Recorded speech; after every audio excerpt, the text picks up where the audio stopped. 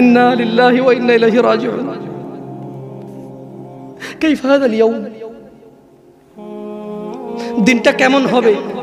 বাবা জি জি ছেলের অসুখ কিডনি দিয়ে দেয়, ছেলের অসুখ কিডনি দিয়ে দেয়, বিদেশে 10 বছর থাকে।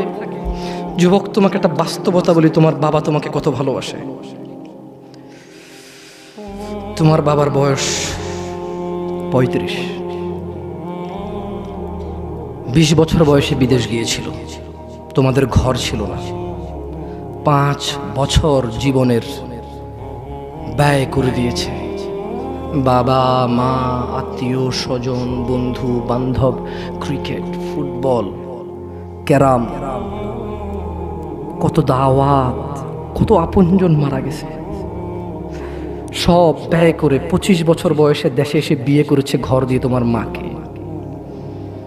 তোমার জন্ম হয়েছে, তোমার বাবা চলে গেছে বিদেশ।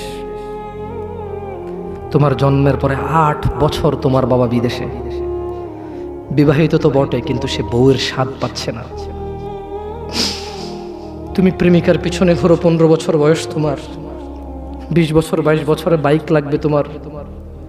তোমার বাবা বিয়ে করা সত্ত্বেও সে তার যৌবন কাটাতে পারেনি তার বউয়ের সাথে, মানে তোমার মায়ের সাথে, তোমার জামা কাপড়ের ব্যবস্থার জন্য। তুমি বুঝো যুবক, তোমার বাবার বয়স এখন 40, সে তোমার মার কাছে আসলে আর অনুভূতি নেই, তার শক্তি কমে গেছে। তুমি বুঝবা না যুবক। 15 বছর বয়সে তুমি যত উত্তেজিত, তোমার বাবা 30 বছর বয়সে এরকম ছিল, সে আসতে পারেনি। তুমি পড়বা বলে, তোমার স্কুলের ফি লাগবে বলে, that much he loves you. তোমার বাবা তোমাকে এত ভালোবাসে। জি, তোমার এই খারাপ বাবাটা যে তোমাকে বাইক নিয়ে দেয়নি, তুমি নষ্টামি করো, মেয়েদের পিছনে করো, মোবাইল রিচার্জ করে দাও মেয়েদের, তোমাকে যে ডেইলি 500 টাকা করে দিতে পারে না। এই লোকটা যদি 60 বছর বয়স পায়, তার জীবনের 20টা বছর সে এমন 20টা বছর, যে 20টা বছরে সে হাড় ভাঙা পরিশ্রম করতে পারত, করছেও, তোমার মায়ের দেখা সে পায়।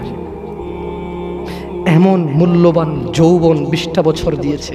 50 বছর বয়সের দেশে আসছে। তুমি বিয়ে করে বউ নিয়ে আলাদা থাকো, তুমি বিয়ে করে শ্বশুর বাড়িতে যাও।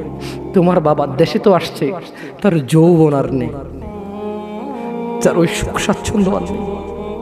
তোমার যৌবন তৈরি করেছে তার যৌবন দিয়ে। এই মুহূর্তে কোটি টাকা দিলে কি সে যৌবন কিনতে পারবে? তোমাকে তোমার বাবা এত ভালোবাসে।